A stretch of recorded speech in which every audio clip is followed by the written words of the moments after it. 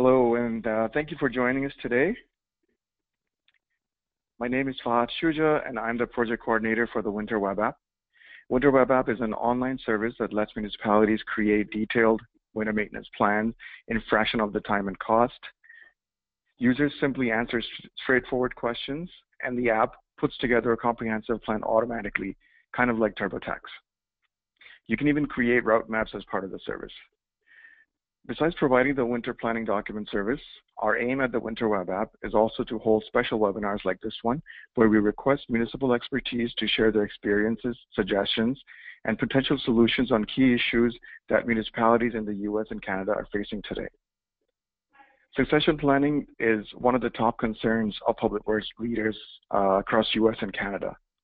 And so today we have requested Paul Johnson to share his thoughts on how to potentially resolve this crisis before it happens. Paul is the operations manager at the County of Wellington. He's a 33-year member of the Ontario Association of Certified Engineering Technicians and Technologists with the CET and CST designation. He's a founding member and the past chair of the Ontario Road Salt Management Group. He's one of the authors of the Environment Canada's Code of Practice for the Environmental Management of Road Salts. He's a past member of the American Public Works Association, the Winter Maintenance Subcommittee, and he's also the past chairman of Training Committee of APWA, which developed the Winter Maintenance Supervisor Workshop. In his day job, Paul is the operations manager at the County of Wellington, which has a population of 98,000 and the area of around 1,019 square miles. And his winter maintenance fleet takes care of 880 lane miles with a fleet count of 28 snowplows, 8 loaders, 30 pickups, 2 graders, and more. And the personnel count underneath him is 40 full-time staff and 26 seasonal snowplow operators.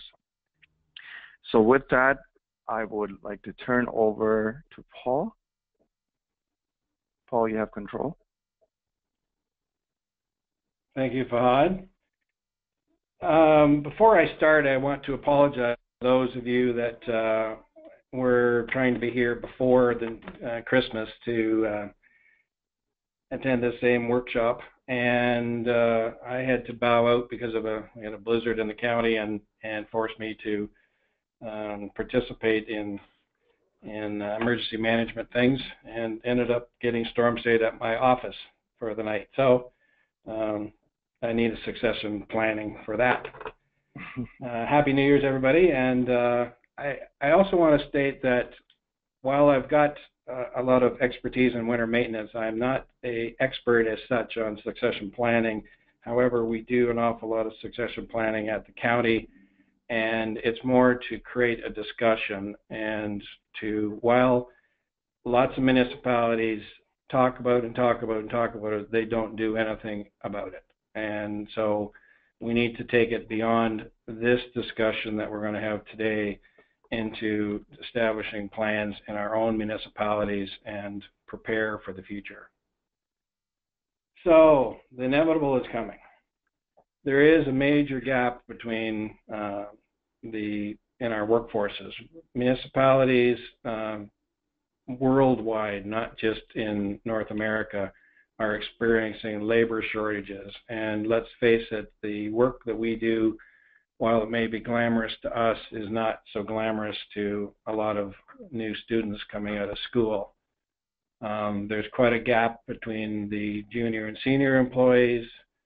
There's a major work ethic difference between some of the we'll call them the old dogs that have been around for a long time and were taught the value of working versus the students of today that the new employees that maybe don't have quite the same willing to put in as many hours as necessary to get the job done. So there is a change in the workforce. There's an awful lot of municipalities, at least in Ontario, maybe in the States it's the same thing, but early retirement. As soon as you can retire from your job, municipal employees are taking that option. And in Ontario, we have a thing called OMERS, which is a retirement pension plan for municipal employees. And they have a factor, a 90 factor it's called. So it's age plus years of service. So if you work for 55, if you're age 55 and you worked for 35 years, you have your 90 factor, you can retire. Normal retirement in Canada is 65, but that's not mandatory. But a lot of people are saying, I'm not staying that long. And so we're having people that we plan for them to retire at 65 who opt out at 50 or 60 or 50 or 55, which puts us in a bad position in that we didn't expect that to happen for 10, 15 more years. So you have to plan for what is the earliest that they could possibly leave, saving, they leave for another job or won the lottery and decided to quit. But when is their normal retirement date going to be, and plan for that.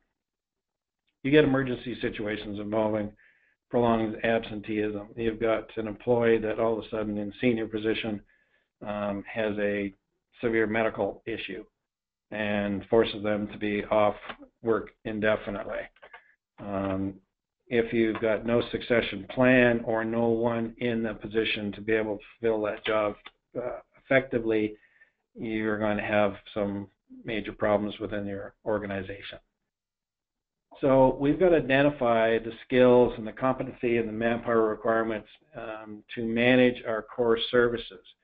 Even in our emergency management, we talk about the fact that if we have what's known as a pandemic, so all of a sudden we have several of our key people are affected, physically affected by a pandemic that's gone through the county, and services are interrupted because we have employees of over 1,000 employees, some of which are effectively nurses working in a seniors residence. We're not counting our police officers, but roads people, parks and recreation people, social services, etc. And all of a sudden their staff levels are cut in half because of illness. How do we carry on? So do we have other people that are capable of doing the job as well? So by definition, succession planning and management is a deliberate and systematic effort by an organization to ensure that continued long-term effective performance of an organization, division, department, or work group by obviously identifying, developing, retaining, replacing talented individuals. Not all of us have got the ability to be able to fill somebody else's job. Some of us might be pretty good at multitasking, but the reality is that we have our own expertise, and in some cases it becomes a responsibility, not a response, maybe a fear of providing too much information to somebody else for fear that they now have the knowledge to be able to replace you. So we create our own problems. But we have to identify what the key positions are, develop plan in order to fill those positions if you're not available. You have the talented individuals in key positions that are key positions because they are part of making the system work. A big one is retaining and developing intellectual and knowledge capital for the future. We've got an awful lot of people that have knowledge in their head that isn't on paper, that when they leave with that knowledge because there's no place on the system. So there's value in that individual that is being completely lost. We need to encourage individual learning, growth, and advancement. We can't rely on simply having individuals stay stagnant. You hire them in one position, you don't nurture them, you don't encourage them to advance, and they stay stagnant during their whole work time that they're with you, If you're lucky, they stay. In all likelihood, they'll migrate off to something that they consider better.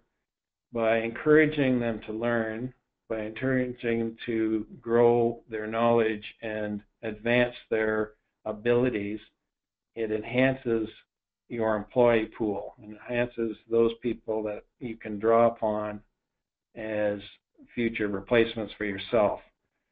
When we're hiring people nowadays, when I took over the position at the county as the operations manager 25 years ago, I said to them, we're under new management.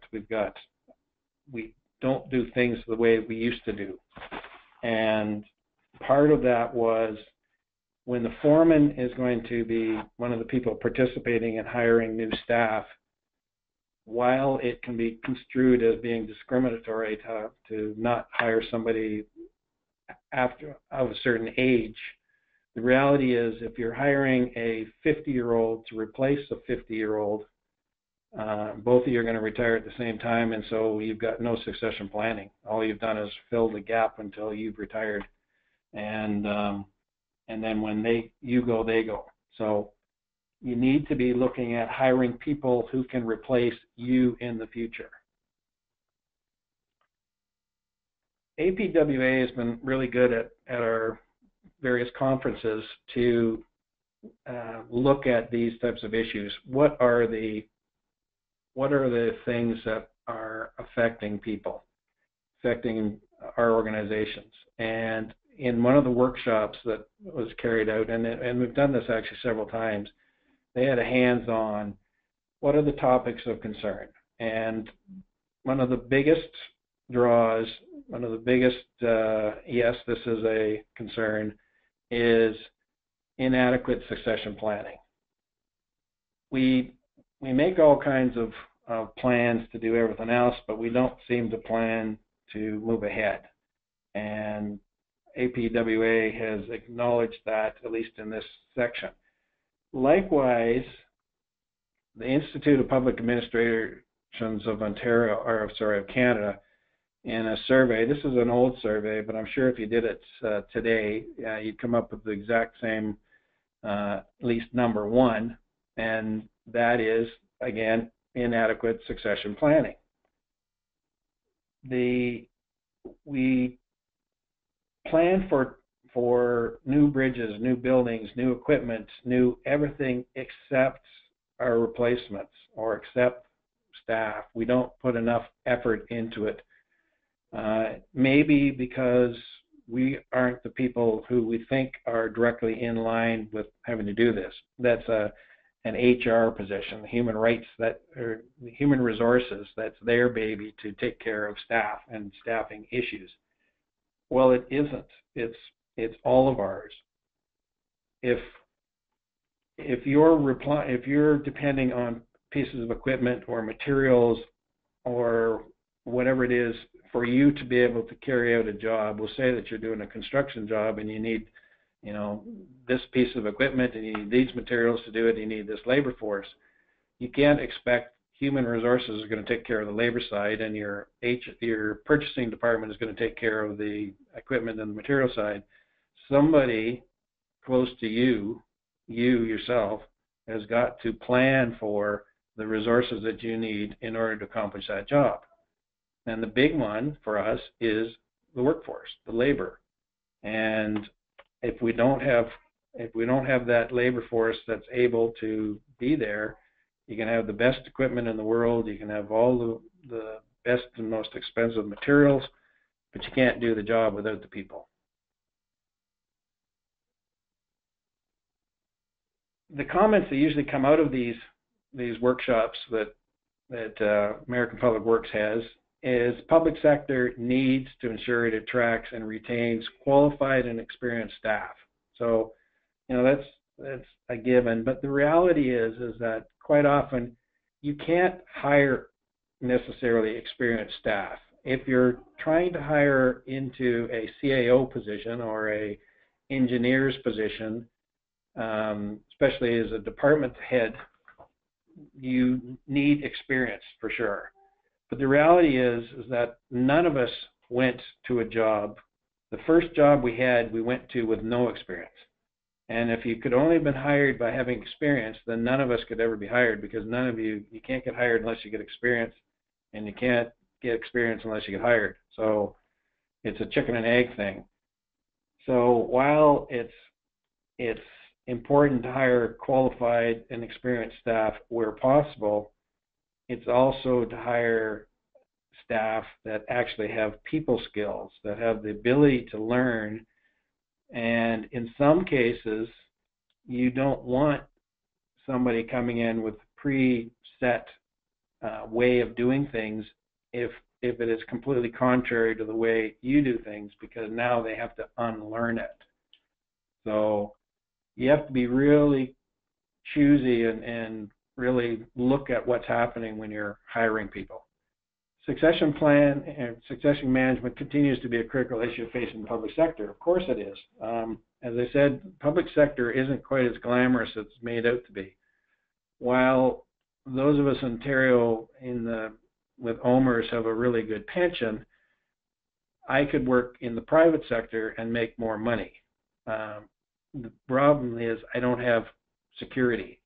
The company could be sold, I could be unemployed, and then I'm left with, so the public sector has a lot of positives, but it doesn't have a glamorous, a glamorous appearance. A lot of students coming out of university nowadays get into things more in the electronics field, computers and such, because the pay scale is exponentially higher. Recruitment and retention remains the #1 issue. Of course, it's the same thing. Recruitment and retention of employees with the right skill sets. And that's what I was indicating before. It's the skill sets. It's not necessarily that you know exactly how to do it, but you're capable of learning how to do it. If you're not capable of learning and you're already experienced, then you're not capable of learning any more than what you already know, which doesn't bode well for moving into a new position that requires you to learn more things. So there's issues there. There's a direct correlation between succession planning and capital infrastructure. Catherine Ball and Garth Jones, in their book How to Succeed with Succession Planning, realized that the two are basically mirror images of one another. You look at succession planning and it's focusing on people. You look at capital infrastructure and you're focusing on the infrastructure. In succession planning, the infrastructure is people. In succession planning, you require risk analysis. Who are the people who do the key jobs within your organization? What happens if they leave? You do a risk assessment for capital infrastructure saying, if this bridge fails, what happens? Our road system is going to be screwed up. We're going to have detours, school buses can't get across it, police, fire, ambulance situations. So you do a risk assessment that, something has to be done now. Requires planning for new people, requires planning for new infrastructure. You don't just wake up one day and say, I'm going to build a new bridge, I'm going to build a new road, I'm going to build a new building. You've planned ahead because you know what the needs are. Development of existing people is the same as maintenance of existing infrastructure. Infrastructure, if it's well maintained, if it has cracks sealed, shoulders cleaned up, ditches cleaned out, etc., lasts longer. Staff that are treated like they're an important part of the organization, given the tools and the ability to better themselves, even if they better themselves to the point where somebody scoops them from you, is still an important thing within your organization. You develop your staff to be more than they currently are. For that very reason, it requires financial investment. It's not inexpensive to send your staff out to school. And if you're getting training for free, then it's worth that. There is money that needs to go into investing in people, just as there's a financial investment in the infrastructure that we have. And the bottom line is no strategy equals failure. and no strategy on a capital infrastructure is the same thing. So, you know, Christina and Garth are both quite right. The two of them are tied together. At this point, I think we're going to have Fahad ask you a question. I think the question that he's got for you is, did you progress through the ranks to your current position? Meaning, did you get hired on? In my case, I got hired on after having worked for a consulting engineer and came into a position, but it was a junior position to the one I'm currently in. So I've worked from this up to the current position as the operations manager. But did you come in at that level, or did you get hired in to the level that you're at now, having come from another municipality or another organization? So while you're doing that, it won't take very long for you to answer that question. Part of the things that we talk about in succession planning is the benefits of it. So you ensure knowledge transfer. I worked for a consulting engineering company and doing work for a municipality of a medium-sized city. The director of public works, the manager of public works, was 40 plus years of experience doing the job. He was in his 60s and due to retire anytime. And 75 to 80% of all of the knowledge of where every pipe was, every utility that was buried in the ground, was in his head. He was old school. He didn't write things down. He didn't do plans. It was one thing when a consultant or a contractor was putting work in and required there to be a plan, at least you saw something on paper as to where it should be.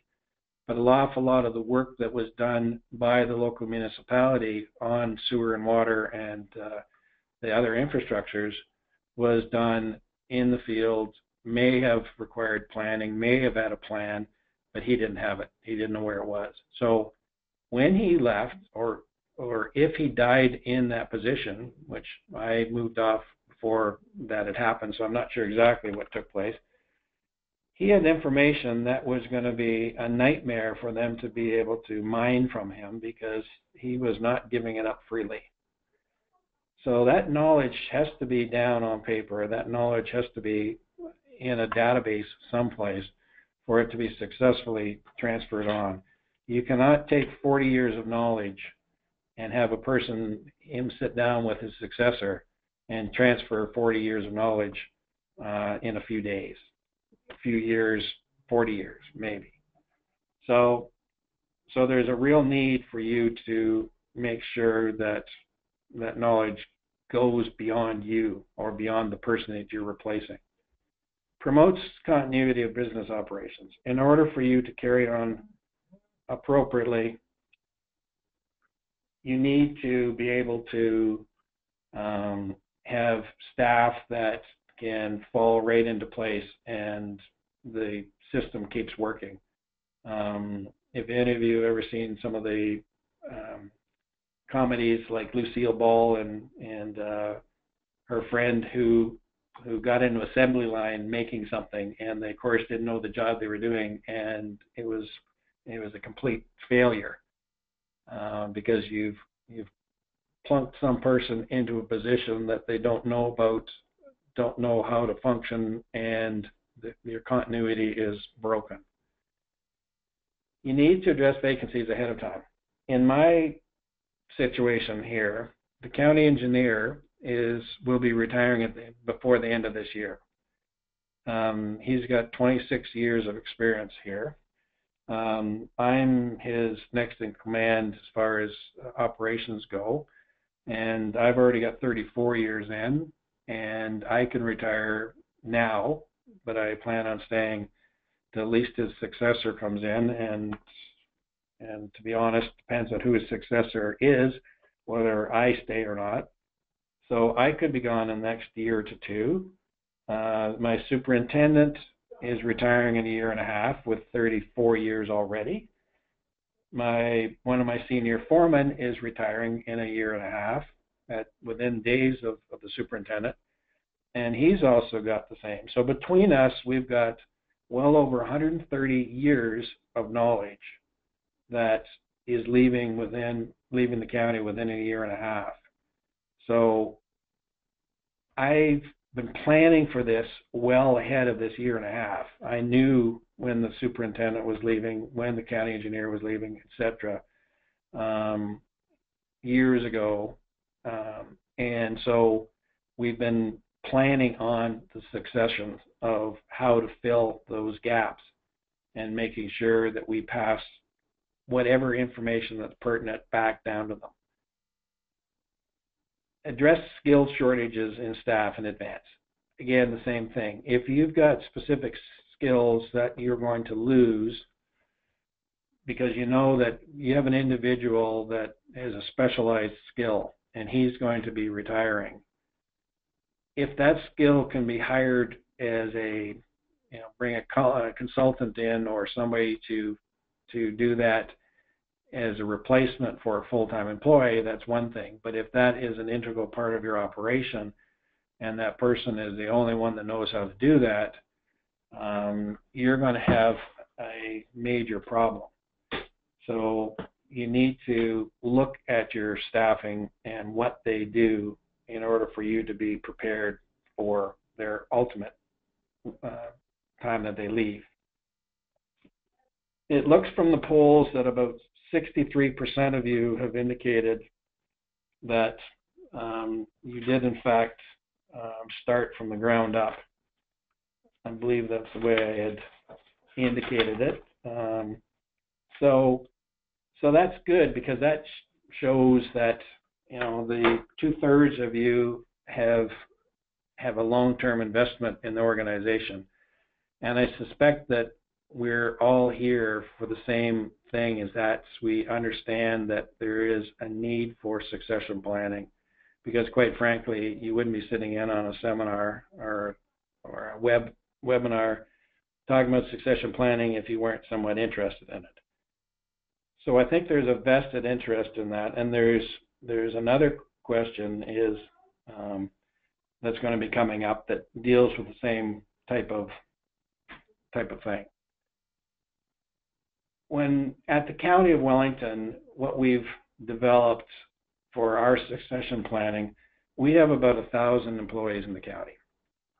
Everything from nurses to equipment operators to social services to curators at a museum, etc. Now, some of you might have 5,000 employees.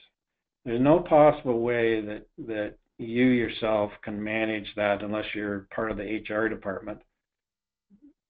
So the idea is that a municipality, an organization, cannot just look at each individual department by themselves. There has to be a comprehensive corporate high-level look at what the impact is going to be. Some organizations are relatively new in the sense that even the County of Wellington, while we're hundreds of years old, realistically, an awful lot of even our staffing infrastructure has taken place in the last 15 or 20 years, which is good in that a lot of those people have only been around for that length of time, as opposed to some organizations that have been in place for 30 or 40 years and had a big hire at that time. And so they've got people that are all coming of age at the same time for retirement. And now you've got a large percentage of your staff turnover that's going to be taking place.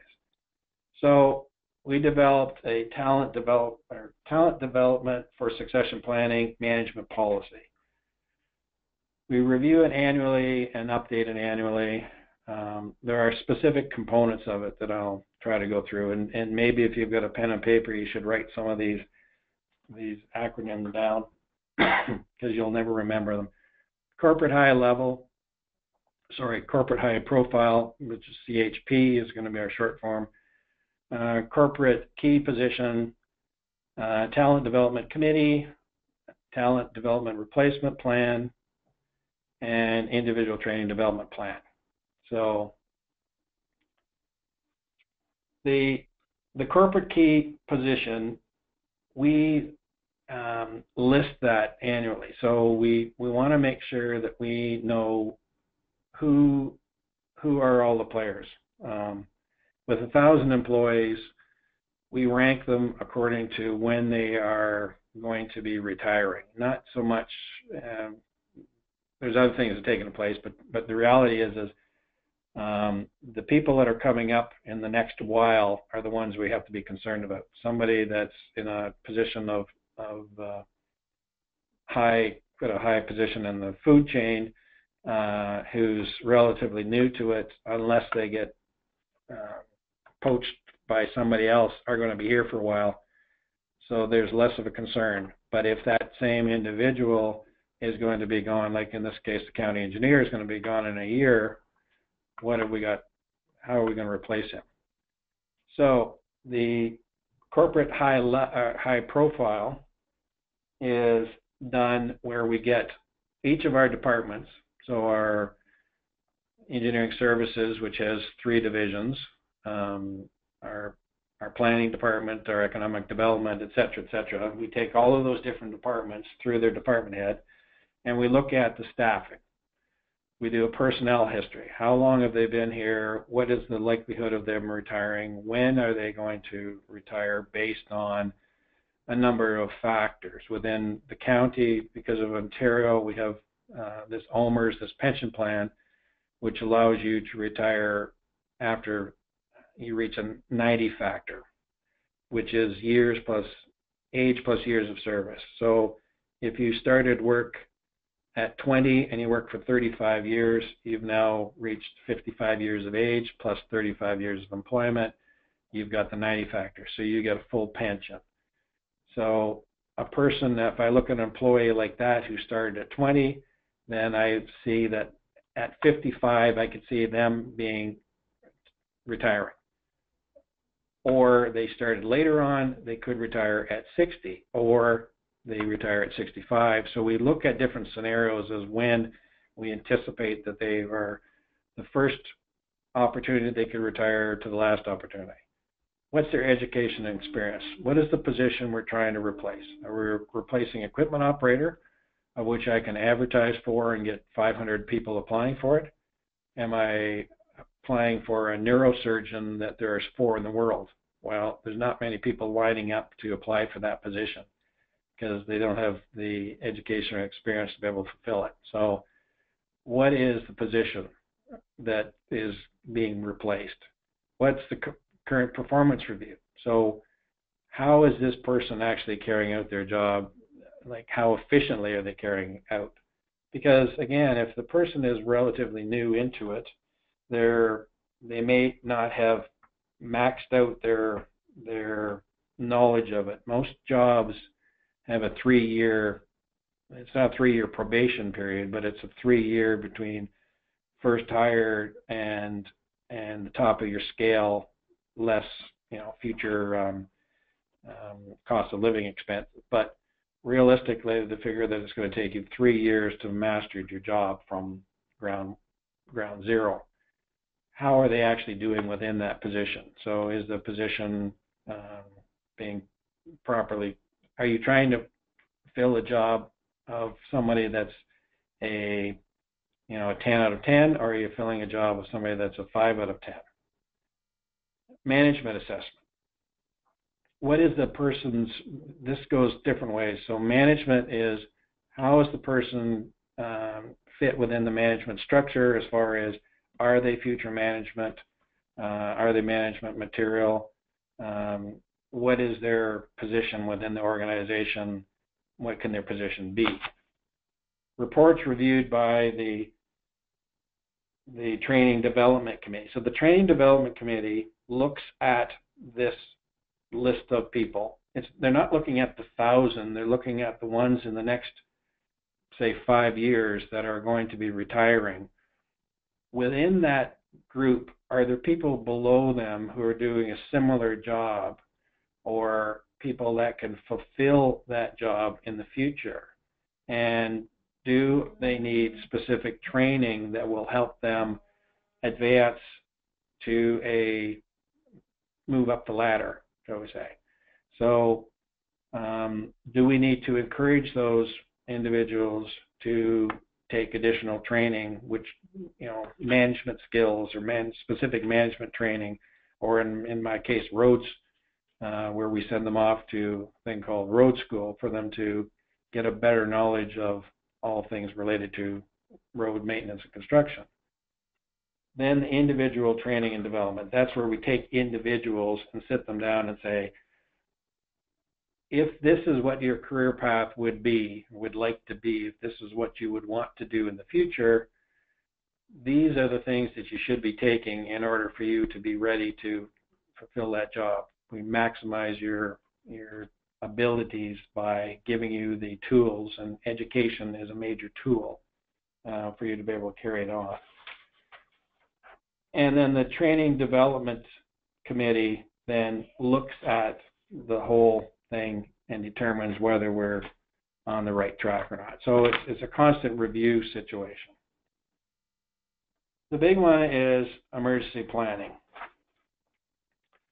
At this point, I think Fahad is going to send out another question to you that you can look at. Emergency planning isn't emergency planning for a natural disaster, a hurricane, a tornado, flood.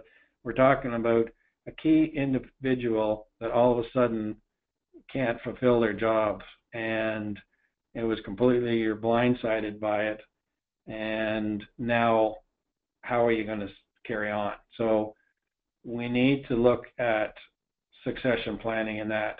Most municipalities, the governance side of it, has a mayor or a warden or somebody who's the head of council, and they always appoint a deputy or somebody to replace them if they're not able to be there. That's a government structure that's prepared in the case of a physical situation that causes that the mayor, the head of council, not to be available. We need to look at the same thing with our key people in the organization. If that person is going to be away, not for a day, we're talking for a year or extended period of time, how do we carry on without them? Do we have somebody else that can step in and provide continuity? So that becomes part of it. The staffing, not constant meetings, but this is not a one-time exercise. Once you get into this, it becomes a continuous, fluid operation.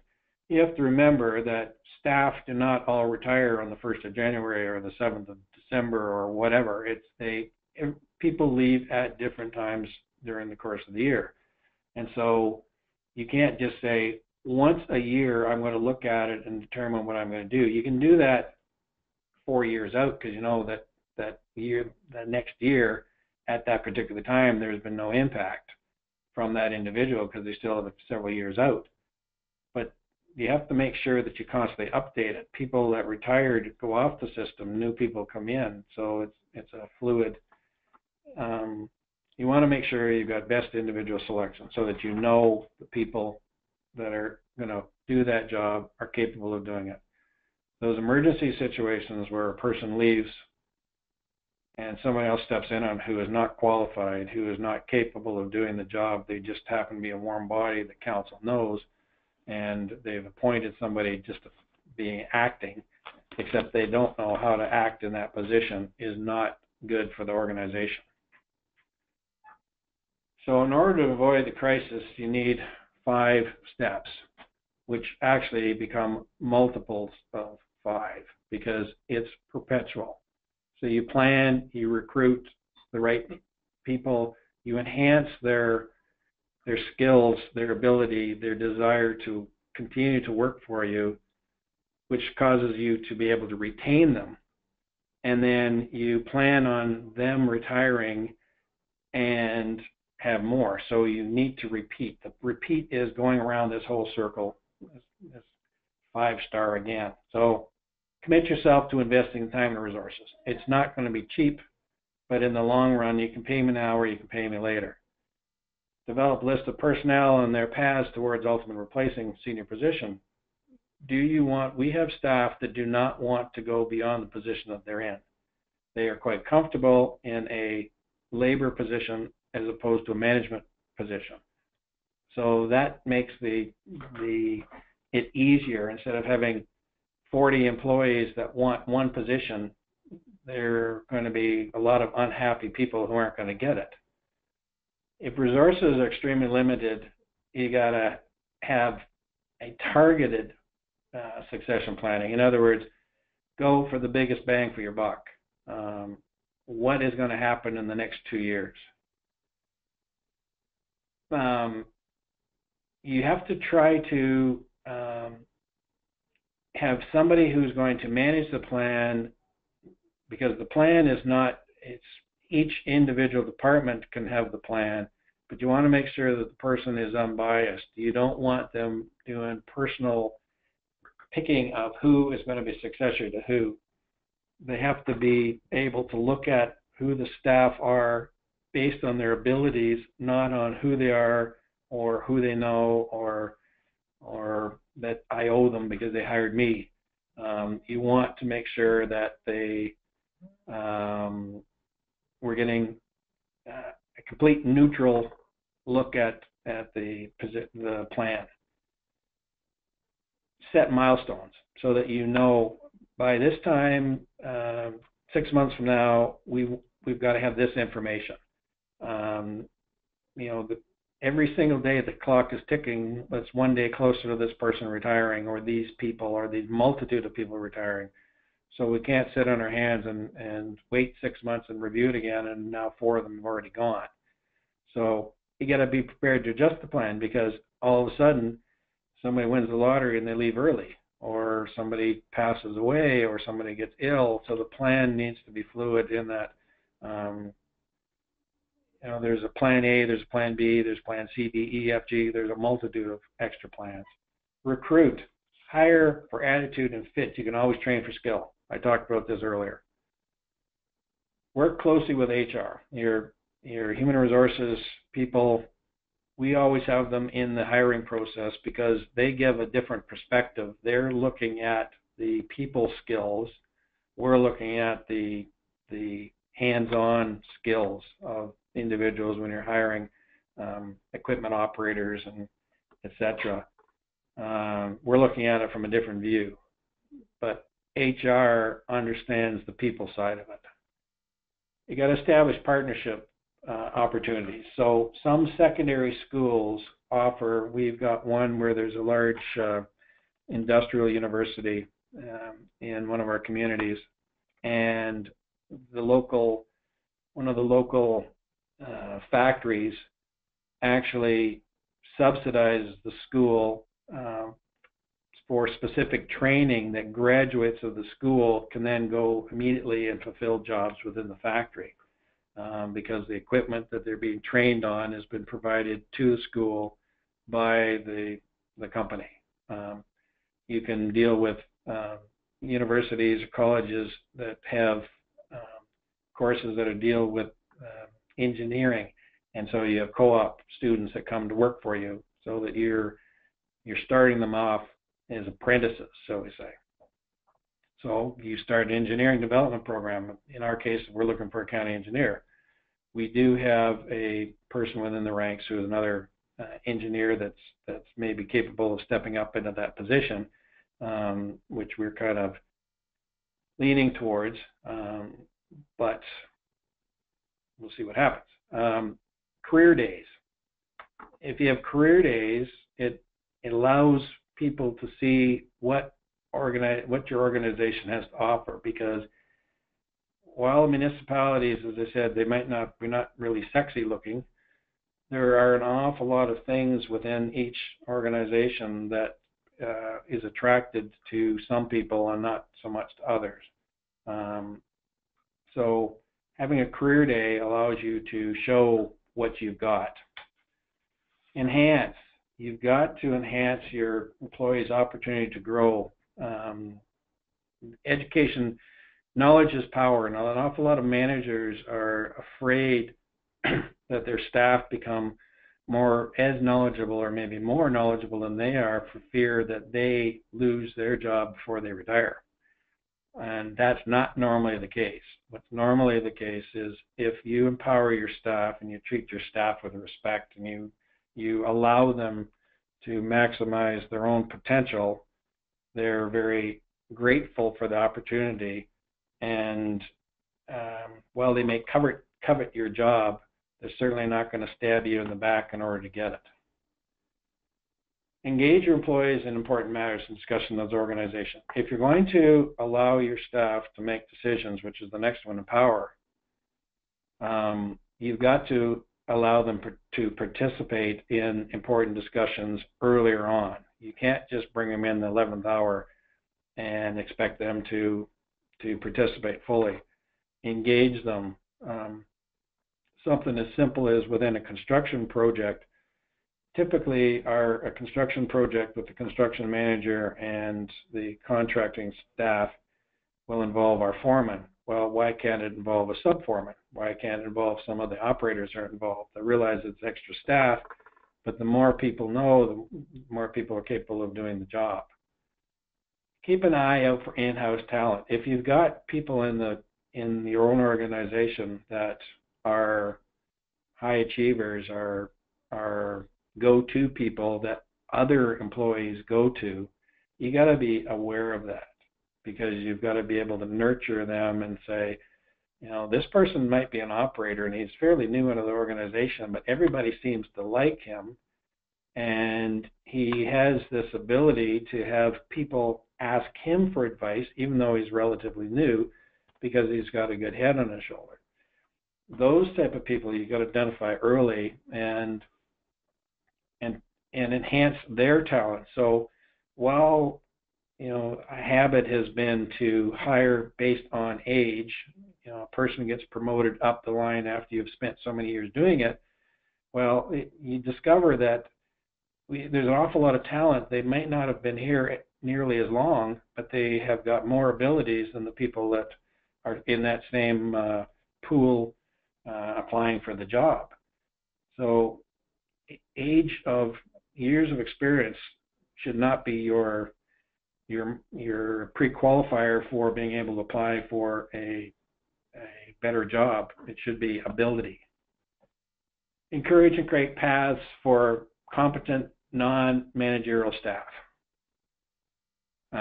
so that they can advance in their knowledge and executive positions. There are certain people, as I said before, that have no desire to move ahead. And so you don't have to worry about them other than as long as they still want to be employed by you, because every employee is valuable. And because of that, small municipalities need to look at keeping retirees on the payroll in some regards. Do you bring them back as paid consultants? Something that 40 years of experience roads or public works man that I mentioned earlier, he leaves with 40 plus years of knowledge in his head. That is knowledge that's gone forever. But if he can be encouraged to be brought back in as a consultant or something, then as long as that's still possible, as long as he hasn't become senile, that can help out. And especially if you've got an emergency vacancy, if you've got a well-respected individual who is retired, and you see that again in a municipal setting where a clerk from one municipality might retire, another municipality loses their clerk, and they'll hire that retired clerk to come back and replace or step in an interim basis until they can fill the void. You got to be competitive. we unfortunately can't choose our salaries, the amount of money that we want to pay staff. And certainly none of us think that we're getting paid what we're worth. But if in order to maintain a high level, high quality staff that wants to work for you, you got to pay them a competitive salary. Try to have work-life balance flexibility, meaning that maybe instead of them having a regimented be at work at 7, lunchtime at noon, when 12:30 start back, 4:30 you're done, goodbye. You can come in at 8 because you have to take your child to daycare center. You're going to leave at 5:30 instead of 4:30, or some flexibility. It does not work in every position because there are certain things, in the roadside where you've got crews, you can't have people coming in at all different times to fill up that crew. It has to be, but there are lots of office positions in that certainly could work. Benefits, make sure the benefits are appropriate under the circumstances, and be creative. See if there's something else that can help retain them. And repeat. So continue the plan. So it's a living document. Report annually so that you can see whether you're being successful, because succession planning is all about succession, meaning somebody filling back into you, but it's also success planning. These are the don'ts. We're just about running out of time here, but don't keep everything in your head. Write it down, put it someplace, because we can only store so much in that brain, and the older I get, the less I'm capable of storing anything. It's maybe not a case of storing it, it's a case of remembering where I've stored it or what's stored there. Don't have a hidden agenda and non-transparent discussions. Don't do things behind the back. Don't talk to an individual encouraging that individual to succeed and that you're going to be replacing me while somebody else is being courted for the same position. Be honest and open about their ability to, or what they want to do. What positions are coming up? Do you have any desire to fill those? Do not continue doing things simply because that's how we always did it.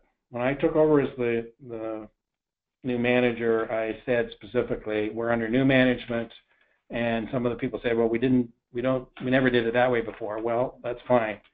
We didn't do it that way before, and we're not going to do it that way again. So make sure that you don't repeat the same. If you do the same thing every time, you'll get the same results every time. So, and if the results that you're getting are great, then great. But if they're not, then obviously you need to change something. Do not solely depend on poaching from other small municipalities. Don't let somebody else train your staff and then you simply take them. I don't think that's appropriate. We had, I asked earlier if through Fahad, whether your position, whether you felt that you had to participate in finding a successor, or whether you thought it was your responsibility at all. And I think obviously the point that you're here listening to this is an indication that you think that you have a certain responsibility to participate. 60-some% of you indicated that you had been here for a period of time and had kind of worked your way up through the ranks. There's a vested interest. When I leave the county, I'm not going to leave the county and simply give my notice and goodbye. I want to make sure the person that takes over for me is as good or better than me, and hopefully better than me, so that there is a investment in what I've done. Once again, to avoid the crisis, you need to plan, recruit, enhance, retain, and repeat. The succession planning is not, I certainly am sure I'm not haven't solved any of your, and I may have created more questions than answers, but as Jim Green, CAO from Muskoka, says, the #1 effort is to try and grow your own staff capability with much more emphasis on retention and preparing people for their future management responsibilities. Continue to invest in your people. Isn't important to take a real interest in their development and putting them in a place where they can compete effectively for a position. So what he's saying is prepare people to step up, enable them to step up by giving them the education, by giving them the qualifications, by giving them the encouragement to do so. And then you're going to actually have people that are lining up to take your position and capable of taking your position, as opposed to there's no takers. I think my time is pretty well up. I hope this has been, if nothing else, you now have seen what some of the other people are doing out there. And I think that's the takeaway from this is you have to do something more than have sat for the last almost an hour listening to me. You need to go back to your own municipality and say, we need to establish a plan. We need to do something, because every single day that we spend talking about it is not getting it done. And all of a sudden that day will arrive. And I believe that all of you that are listening have got a vested interest in succession planning and want to make sure that your municipality is left in as good or better position as they are right now. And so you're going to go and do that. So I hope everybody has a wonderful 2017. Thank you for taking an hour of your busy time to participate in this.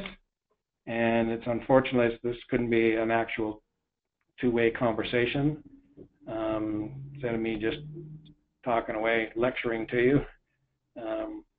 But enjoy your 2017. Those of you that are going to retire, I wish you all the best. Thank you, and good evening. Thanks, Paul. Thanks a lot. Great presentation.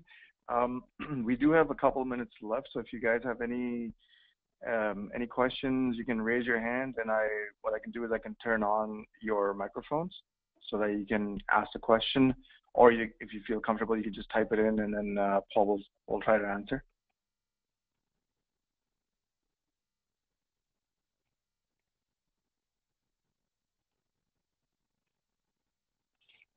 They've all gone to sleep. Online? Yep. Okay, so I guess one of the questions we have is it my responsibility to find my replacement, or is it my organization's? It's most definitely not your legal responsibility to find your replacement. And it's not even necessarily your moral responsibility. It's just the good thing to do. The organization, when you leave the organization, you have no responsibilities to them at that point. So finding a replacement is not necessarily a responsibility, but I would hope. In my case, I'm not necessarily going to find and sit in on the interview for it, but I'm going to have looked at some of the people who are applying for it, or encourage some people that I know who I think could do a good job to take over from me. And we have one more question. Why is poaching from other municipalities wrong, or is it? Well, I don't think it's wrong as such, but I think the problem that you get into is you, more often than not, the big poaches from the small. It's very seldom that a small municipality can attract somebody from a large municipality down to them. Because the dollar difference in salaries doesn't make it work. So the tendency tends to be a larger municipality. So in my case, a county, I poach from my local municipality. I see a guy in one of the municipalities that's a real star, and he's working his way up through the ranks, and I have an important opening, and I call him up and I say, I think you'd be great for this particular job. I'd like to see your resume. in that job posting. And that, while it helps the industry in that you've got staff that might be sitting there otherwise quite capable, and there's no position to them move up to, so they can't maximize their potential, in which case poaching is good in order to get them a position. But it makes it difficult for small municipalities to end up at the end of the day with anybody worthwhile, because everybody above them has taken their star players. It's those of you that are into sports, part of the draft is in order to level the playing field, because otherwise you simply buy the best players. Good. I think that was one of the last questions. If you guys have any other questions, you have Paul's email address right there, paulj@wellington.ca. You can email him directly. And with that, I think we will go ahead and conclude the presentation today. Thank you, Paul, once again. Thank you. Thank you, everybody. Thank you, everybody. Thanks for joining.